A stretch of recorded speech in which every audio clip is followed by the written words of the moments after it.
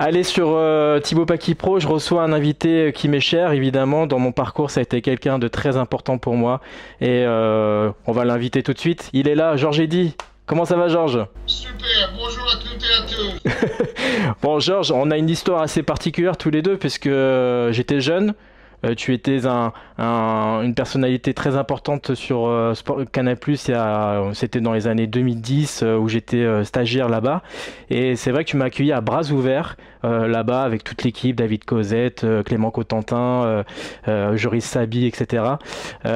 C'était des souvenirs inoubliables. On va en parler dans quelques instants. Georges, déjà, j'ai une question pour toi, Georges. Comment vas-tu? Je vais très bien. Après pas mal de soucis cardiaques, j'ai l'impression d'être redevenu moi-même et je peux même rejouer au basket en demi-terrain. Donc, je suis heureux. Et qu'est-ce qui s'est passé? Est-ce que tu peux nous raconter ce qui s'est passé? C'était lors d'une exhibition, c'est ça?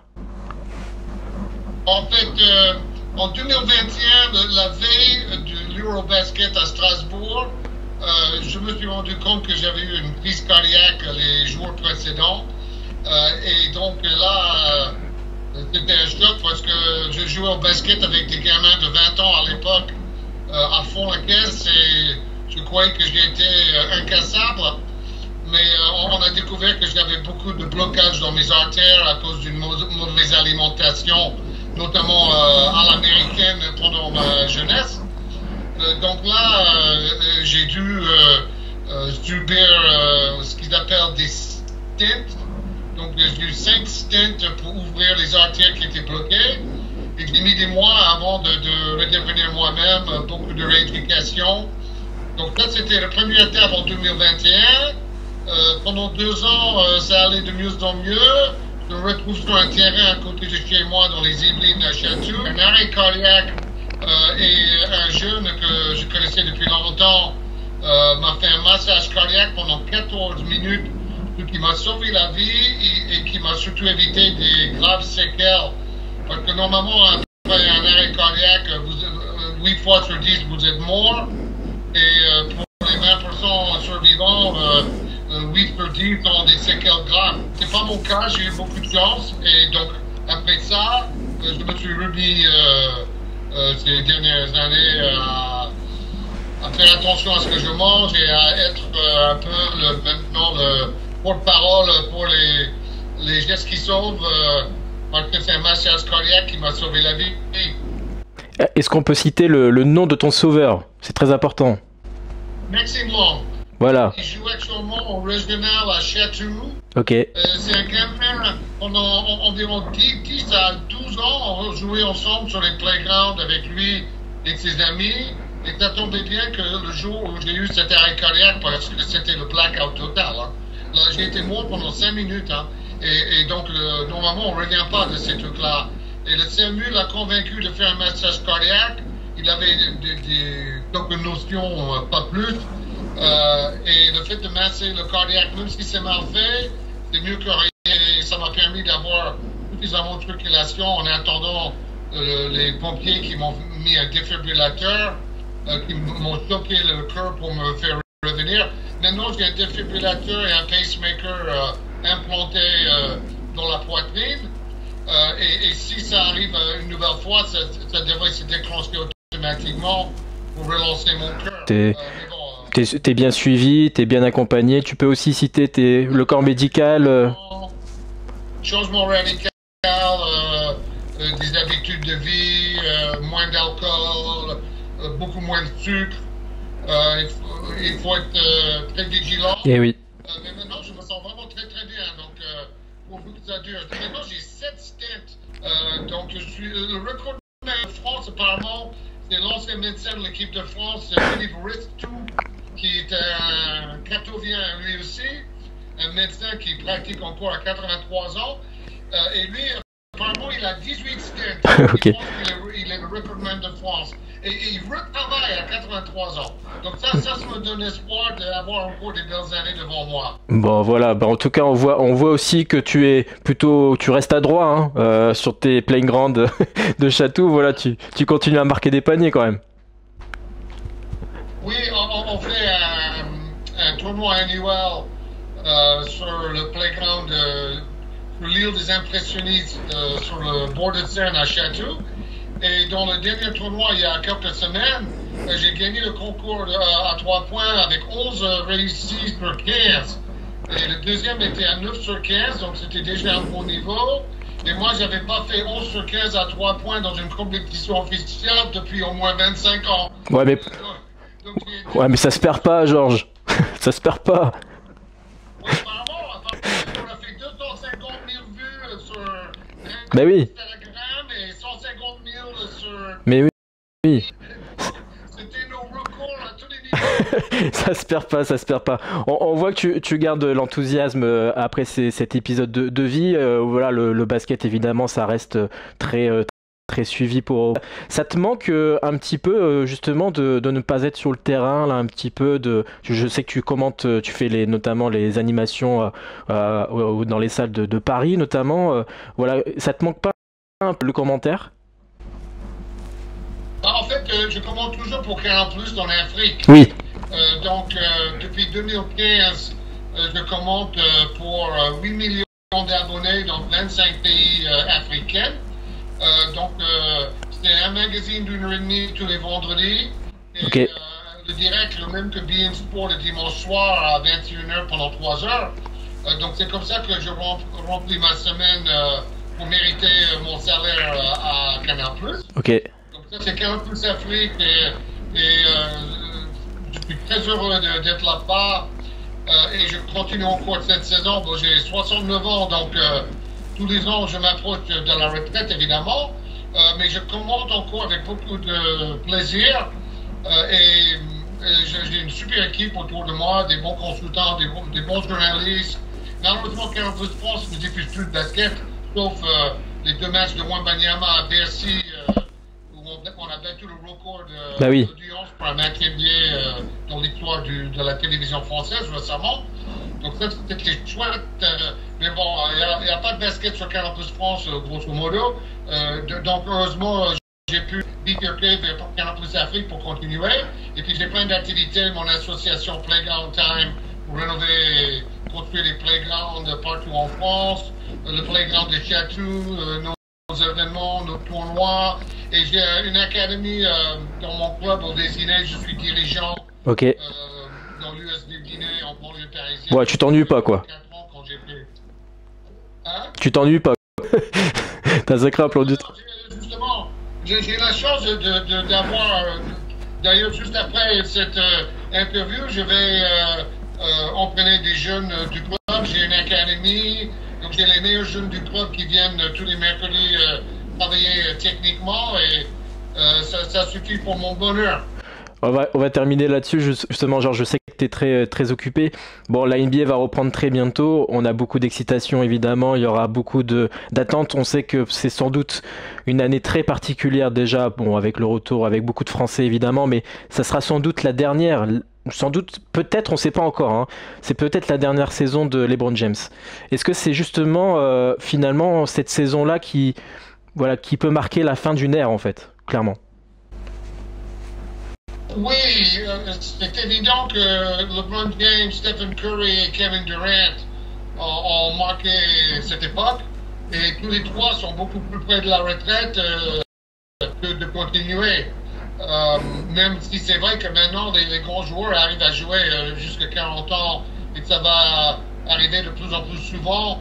Avec les trois-là, notamment, je pense, ça peut très bien arriver. Pour LeBron, c'est déjà fait. Donc, on a senti avec l'équipe olympique à Paris, finale contre la France. La France était à 2 doigts de les battre. On était à moins 3 de la fin. Il a fallu que Stephen Curry fasse une fin de match inimaginable pour arracher la médaille d'or une nouvelle fois pour l'équipe américaine. Mais on sent que c'est plutôt l'équipe de France autour de Wembanyama qui va être le favori pour gagner la médaille d'or à Los Angeles en 2028. Ça me paraît évident.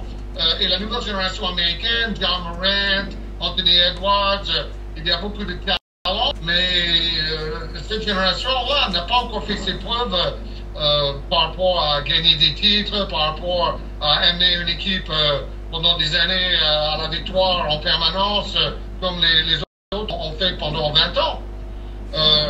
bon, je pense qu'il y a assez de talent pour gagner le médaille d'or chez les Américains la prochaine fois, mais ça reste à prouver.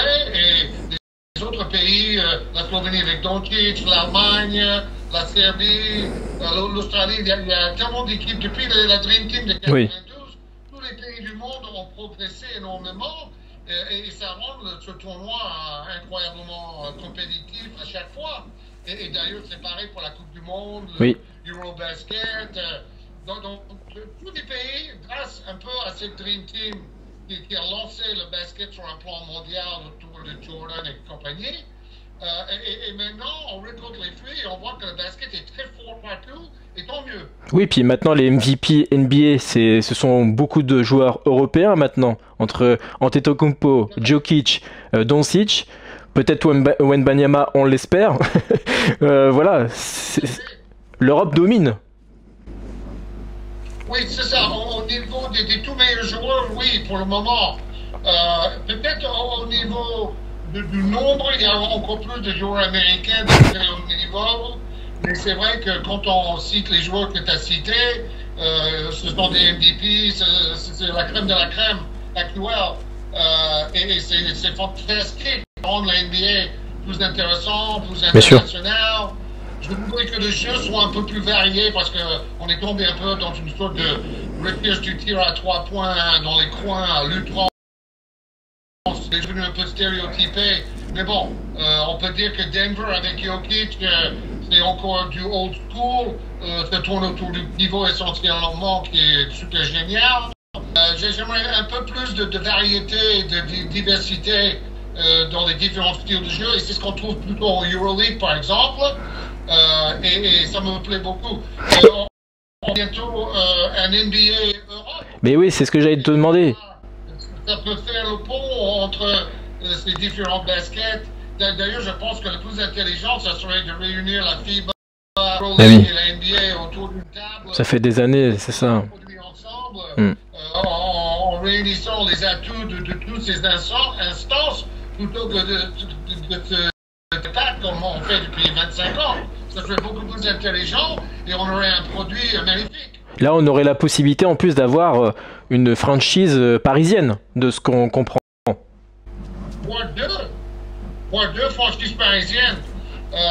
Donc, oui, ça a l'air d'être un projet extraordinaire. C'est juste qu'on va éviter les querelles stupides du passé et se réunir pour avoir un produit fort où tout le monde en profite.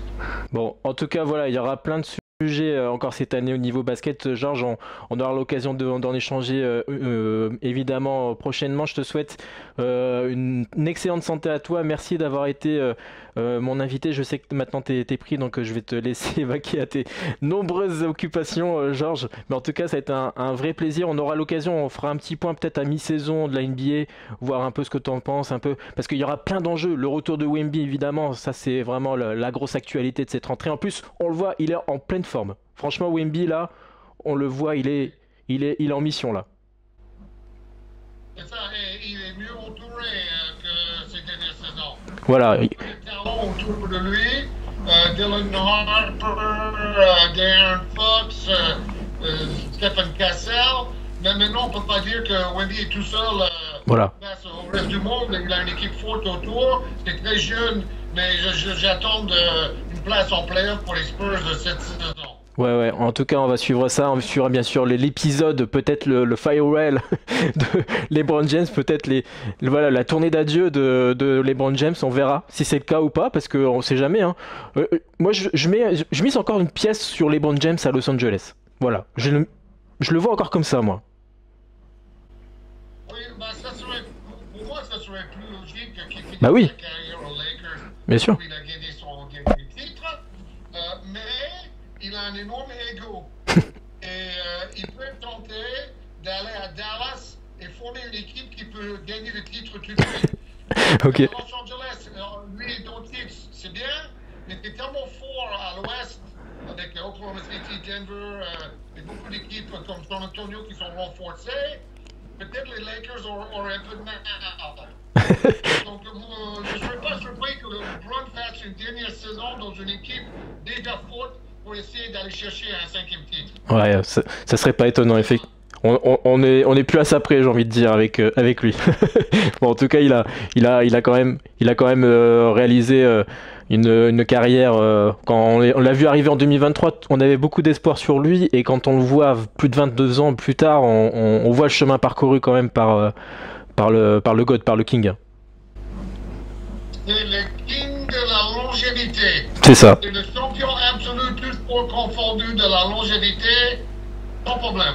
Franchement, puis même quand on l'a vu au JO, il était quand même hyper tanké, on le voyait, il était en pleine forme, enfin, il était dans la forme de sa vie, hein, de toute façon, au JO. Donc, pas étonné, hein, par ce... Quel athlète! Bah, c'est étonnant quand même parce qu'on n'a jamais vu un joueur à plus de 40 ans avec un tel niveau. Mais il a toujours été unique. Voilà. Bon, en tout cas, Georges, merci beaucoup. On voit que tu es en pleine forme, on voit que tu as encore plein d'enthousiasme, et ça, il faut que tu le gardes le plus longtemps possible. Et encore merci à celui qui t'a sauvé. On rappelle hein, cet arrêt cardiaque que tu as vécu. Maintenant, tu es en pleine forme, on voit que tu es souriant, tu es pleine de vie. Donc voilà, ça fait plaisir. Et écoute, plein de bonnes choses pour toi. Et puis, bonne saison NBA avec toute l'équipe de Canal+ Afrique du coup. Merci Thibaut et bonne chance avec ton podcast. C'est gentil, merci. Allez, ciao. Et bien, on se doit un contre 1 au shoot, hein, Georges. Hein. Promis, hein. Pas de problème. Je sais que j'ai perdu, mais bon. Allez, allez, salut, Georges. Ciao, ciao.